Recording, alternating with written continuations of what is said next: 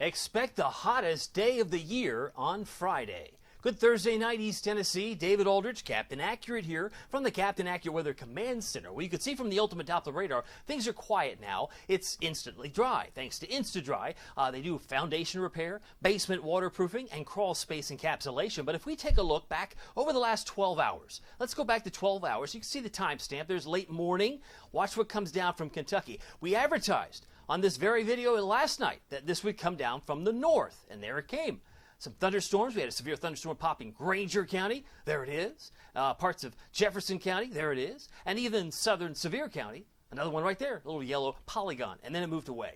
So it did keep temperatures down. Maybe if we hadn't had those storms, it would have been easier to hit the 94 that might have been expected this morning. But we ended up hitting the 92, which I had on the board from yesterday. So but basically off 2 degrees, but still not a bad forecast because it did come in late morning, early afternoon for many. Now the radar picture shows a lot of lightning across the country, but it's the fuchsia purple color that represents the excessive heat warning. These are the areas where the feels like are north of 110 in many cases. So that would be Dallas, St. Louis, and Memphis, where the heat just continues to build. I doubt we'll see anything of that color, but we could be put under a heat advisory where it might be closer to 105 tomorrow, but not everybody will feel that. I think Knoxville has the best chance to feel like 105 tomorrow, and the actual temperature will be closer to 97. Tracking the clouds, there's still a few scattered clouds out there this evening.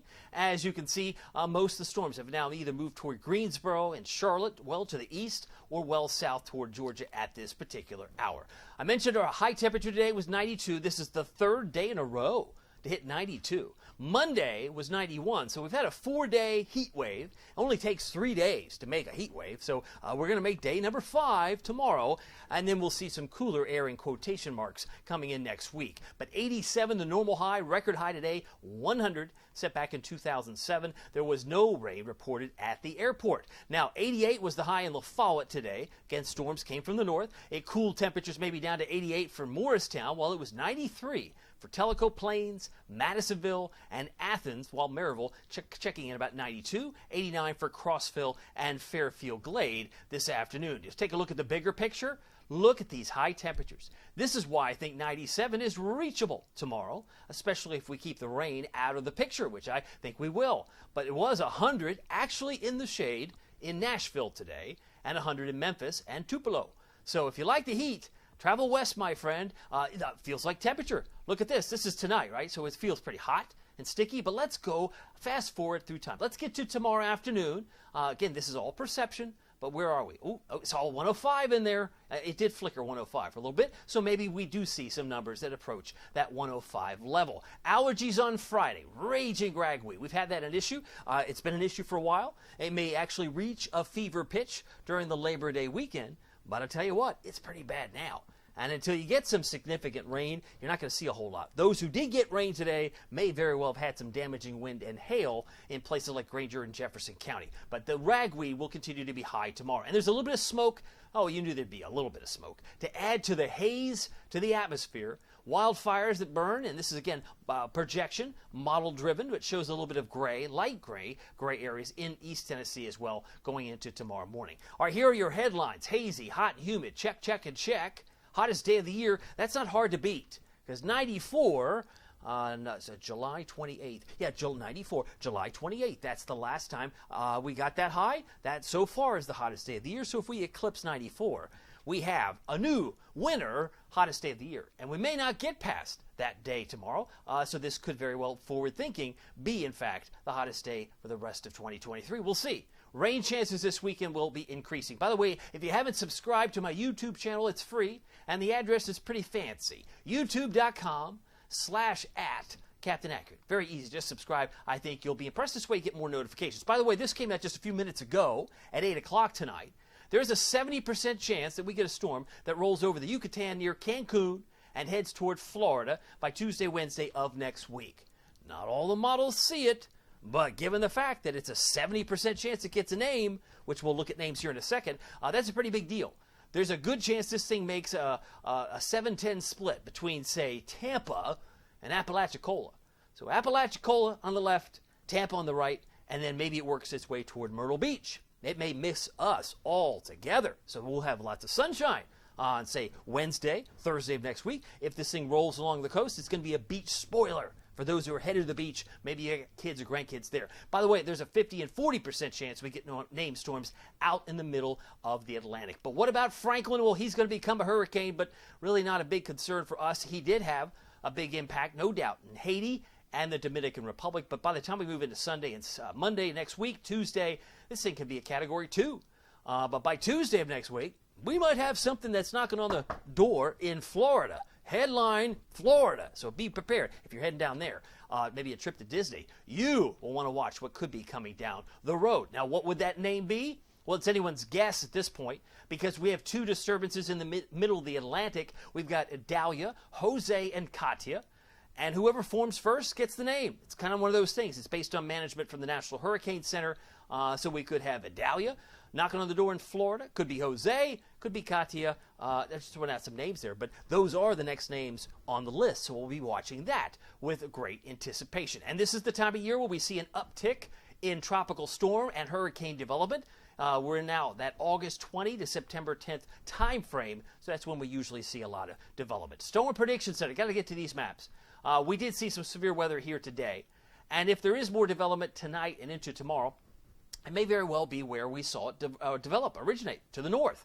So we're looking at St. Louis, we're looking at Kansas City, we're looking at Louisville, Kentucky for an isolated severe storm in dark green. This would include the nation's capital, Richmond, as well as Virginia Beach. And they do put just a little smidge there in Johnson City, Morristown, Tazewell, LaFayette, Jellicoe. And this would take us into 8 o'clock Saturday morning.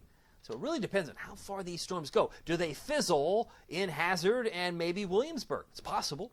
But there are some models that want to bring it right across the state line and then fizzle. So it's not a lot. It's not a shoe-in, but we'll be watching this closely over the next 24 to 36 hours. Saturday, I do have a 40% chance of showers and storms, but the chance of them reaching severe limits are not all that impressive through the lens of the Storm Prediction Center because they just have general thunderstorms colored in the lightest shade of green. All right, let's get to the futurecast. You tell me if the Friday anticipation is warranted based on this model. High pressure over toward Atlanta. We go through about 11 o'clock tonight. We already see the storms near Greensboro and Charlotte. Those line up pretty well. But then we go into about 7:15 tomorrow morning. It's dry everywhere within Tennessee's reach. Right? Kentucky's dry. We're watching to the north. By midday tomorrow, do we have reasons to be concerned for rain? Probably not. We're baking by this point. We're just cooking. But then 5 o'clock. Oh, you knew it was 5 o'clock somewhere. Something would develop around Louisville, Lexington, Charleston, and Huntington. And the question is, how far south will this thing go? Because not all the models agree. It's just the way it goes with summer patterns. Sometimes these just pulse in and pulse out. There's 5:45. Could we make it to Tennessee, or do they fall apart? Let's wait. Let's see. Oh, it looks like it's dying to me. 6:15. I don't know if it's going to make it to Tazewell or Morristown based on this. So what you tell me. Was it warranted? I don't know. It didn't look like it made it here, but again, not all models agree. I think this is a good representation of what type of pattern we could see. Now, Saturday, I do have a 40% chance that cold front does drop down toward Nashville, and that could initiate more storms for us on Saturday. And I have a 30% chance on Sunday with a few storms. So there will be possibility of some lingering showers, especially south of I-40 on Sunday. Valley Planner, next 12 hours, will drop us to 73. The normal low now is 67. It's a stuffy night. That's probably the best way to describe tonight. 73, scattered clouds, and awfully stuffy. Humidity on the high end. 69 in Oneida, 72 in LaFayette. These are my expected lows in the morning. You may not get any lower than 68 for Crossville, as well as Lake Tansy. 72 in Tellico Plains, Newport, and Del Rio. And the visibility with the patches of fog, there tends to be fogs in August. They tend to lead into the conversation for snow in winter. You never know. But Clinton and Tazewell, maybe that's where it's centered. That's where this puts it at about 7 o'clock, 7:30, 7:45. May not debilitate everywhere, but it could reduce visibility first thing in spots tomorrow. All right, here's your forecast. 97. Now, if we only hit 96, it's still the hottest day of the year.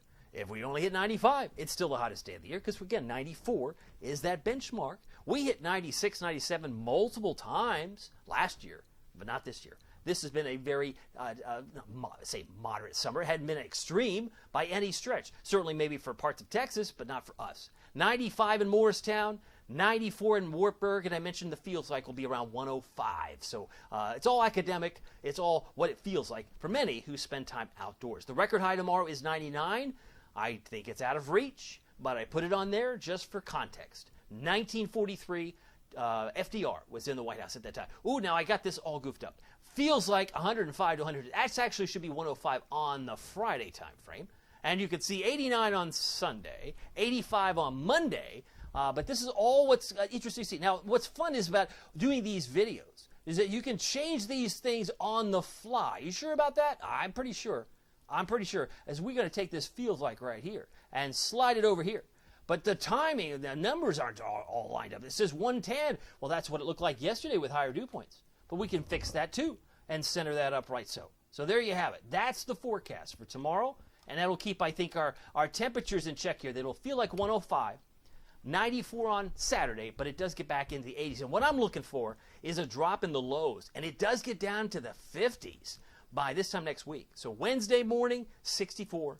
Thursday morning, 58. And if we get the sunshine, and I mean nothing but sunshine Wednesday, Thursday, that's because Idalia, Jose, or Katia that hits Florida could work its way toward Myrtle Beach and just take every cloud anywhere within spitting distance of Tennessee. It'll just go out. It's like a swizzle stick. It just clears everything out, and I think we could have wall-to-wall sunshine for those days, Wednesday into Thursday. But then temperatures are into the low 80s, and the humidity's dropped. It'll feel a lot better a week from today if all goes according to plan. But, of course, nobody wishes a hurricane or a tropical storm on Florida or anywhere. They're still reeling from Ian last year, so we'll watch this closely. By the way, keep track of it all using the Captain Accurate Weather app with Pete Michaels Traffic. It's free. All you have to do is go to the App Store, Google Play. You can use it on your iPad as well. But Pete Michaels Traffic, the best in Knoxville. Plus, you get all the National Weather Service alerts. Plus, if you have family in Florida, you'll get the alerts if there's any tropical storm or hurricane alerts or warnings down there as we head into Tuesday, Wednesday of next week. So this is a great thing to download. Plus, you get the lightning alerts, and so it goes. My name is David Aldrich. Some people call me Captain Accurate. It's not easy being accurate, so weather doesn't surprise you. We'll see you here next time. Take care.